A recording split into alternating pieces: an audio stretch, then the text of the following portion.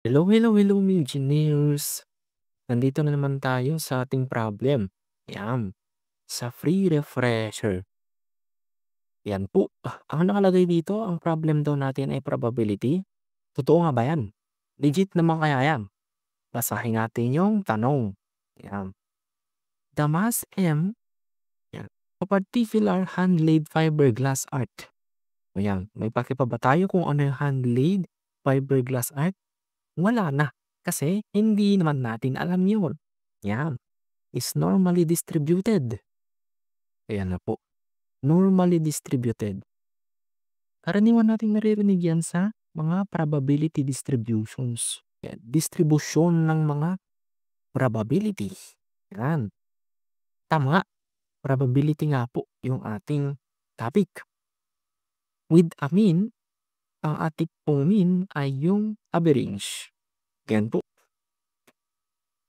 Of 66 kilograms and a standard deviation of 5. Ating standard deviation ay i-denote na lang natin as S. Yan po. What percent of the parts will have a mass between yan, 61 and 72 kilograms daw. Yan, 61, nasa gitna daw siya yung mass. Meron ka daw fiberglass na arc. Tapos tinitimbang mo siya. Yung mga data natin ay tungkol dun sa mga timbang ng fiberglass na arc. Ngayon, ang tinatanong, kung yung average na timbang nila ay 66 at yung standard deviation, yan, yung deviation o layo ng mga timbang, yan, ay 5, ano daw yung percentage na may timbang sa gitna ng 61 saka 72, parang ganun. Sige, try na po natin sagutan. Ako na siputan. Normally distributed. Yan.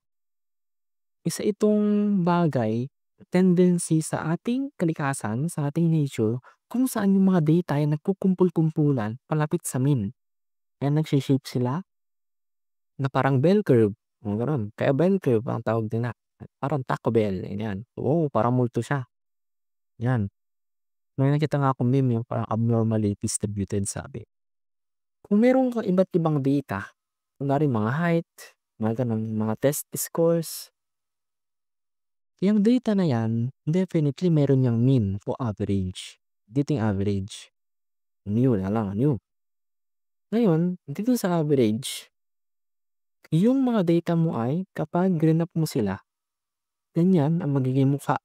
Halos lahat ng mga height o test scores or whatever na normally distributed ay nagkukumpulan papalapit sa mean. Ganyan siya. Parang bubukol siya banda dyan sa mean. Kapag ganyan, normally distributed. Yan. Siyempre, hindi naman lahat normally distributed. May iba pa tayong probability distribution. Kung naalala niyo po. Pero, ang kailangan lang po natin dito, normally distributed. Okay po tayo. Satisfied po tayo. Siyempre, kailangan natin ng mean at standard deviation. Yan. Meron tayong mean. Mean na lang. New. Ay 66. Saka, standard deviation na. Yan. Ang standard deviation natin ay ganito. 5. Sorry po kung ginagamit ko yung population standard deviation o ano. Sample. For the sake lang naman sagutan natin to, ha? Yan po. Ngayon, kunwari ang mean natin dito, totoo naman, hindi siya kunwari, 66. Yan. Yung mga mass ng fiberglass art ay normally distributed, meaning ganito yung shape.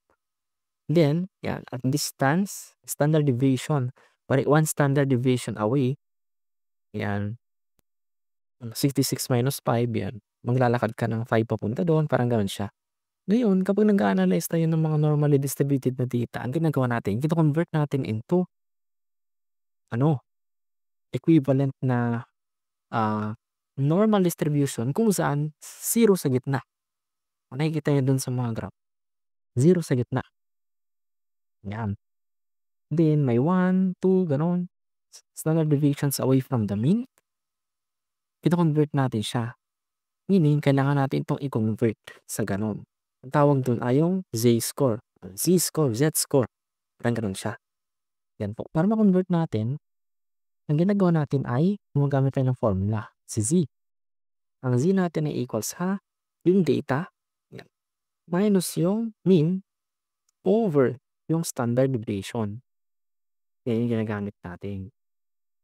Ngayon, kung meron kang table, meron kang formula or what, pwede mong makuha yung Z-score, then kunin yung area under dun sa curve ng ating distribution ng function na to. Nitong probability function na to. Ganon. Ganon siya. Kung nasagot tayo para ng college, kailangan natin ng table. Ngayon, wala naman tayong table sa board exam. Siyempre, kailangan natin gamitin yung lakas na ating calculator. Sige. Sensya na po, ang dami pong kwento. Sige po. Ngayon, ganito siya.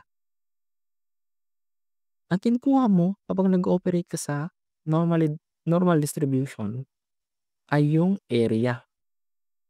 Meron kang iba't ibang area na pwedeng i-consider. Kunwari, ito yung point na nakuha mo. Yan. Kunwari yan ay negative 1.5. Pwede mong kunin yung area papuntang left. Ayan, di ba? Ito siya. Yan. Pwede mong kunin yung area na yan. Ito yung area na less than dito sa ating value na negative 1.5. Diba? Meaning, kung kinuha mo yung area nito, sorry po, hindi na po natin na-discuss ng ng detailed. Kung may area nito, siya yung probability na yung value ay less than dito. Kung kukunin mo naman yung area dito sa kabila, more than. Totoo naman, di ba? Kasi number line ito. Yung mga papunta rito, big. Laki. Lahat pumunta dito, negative na siya. Small. Pwede mong kunin yung area dito sa gitna ng itong pinakagitna pumunta rito sa kinakonsider mo na point. Ganon. Ganon nag-ooperate yung calculator. Yan. Ito po siya. Sorry po, hindi natin may discuss ng sobrang detailed. So, refresh naman po. Ang ating calculator, gaya ng Canon, ito po yung kanyang syntax. Kapag PT, practice teacher, PT, ang kinukuha niya, papuntang left. Kaya P, papuntang left. Ayan. Yung area, bounded, papuntang left. Kung R naman, right. Papuntang right. Kung Q, nasa gitna ng P at R, Q, kung gitna din. Diba? Gitna. Meaning, kung ito yung kina-consider mo, ito yung kukunin niya. Laging papunta sa middle. Parang barbecue, tinusok niya sa middle. Yan po. Ngayon, ang tanong po, what % of parts will have a mass between 61 and 72 kilograms? Kunin muna natin yung, hindi, na lang natin. Ganito na lang. Ang gawin natin. Hirap natin siya. Hula-hula lang po ito. Hindi po ito accurate. Sabi, ang mean po ay 66. Ang 61, banda sa dyan. Yan lang. Ang 72, banda siguro dito. Ang gusto nating makuha, ano daw yung percentage o area na nandito sa gitna na 61 saka 72. Siyempre, para makuha yan, need muna natin kunin yung area dito sa left ni 61. Then, i-minus natin yan sa area dito sa left ni 72. Pwede maging gano'n, di ba? Ayan. Ngayon, pag pinag-minus natin itong big minus sa small, ang matitira na lang ay, sorry po. Ang matitira na lang po ay, ibabawas natin to, yan. Ito na lang po ang matitira. Which is, same lang dito sa shaded natin sa yellow. Di ba? Meaning, ang kailangan natin kunin, need natin yung area doon sa left ni 61. Yan. Then, i-minus natin yan dun sa area sa left ni 72 para makuha natin yung area na nasa gitna nila. Or, hindi na tayo gumagamit ng notation ha. Or, P, yan, PT, ni 72, saka PT ni 61. Parang ganyan. Siyempre, ang ilalagay natin dito sa loob na T ay yung ating Z-score. Yan. Gamitin natin formula natin. Sige, Z, gawin na lang natin ding T is equal to X minus mu over sigma. Yan. So, para makuha po ito, itong area na to, area between, ganito po, nagiging area, then P, 72 minus 66 over 5 minus P, 61. 61 minus 66 over 5. Pwede na natin i-mental ng konti. P, 72 may 66 or 6. Yan, 6 over 5. Minus P, tama naman ba, or 5, 6. Negative yan. Negative 5 over 5 o negative 1. Yan po ang itatype natin sa ating calcio. Paano po natin itatype to? Saan po natin makikita yung probability distribution, bang normally distributed? Sa mode 313. Okay. Tab. Yan po. Yan po. Sige po. Type natin. Ayan. Burahin ko lang po itong nasa gilid. Ayan.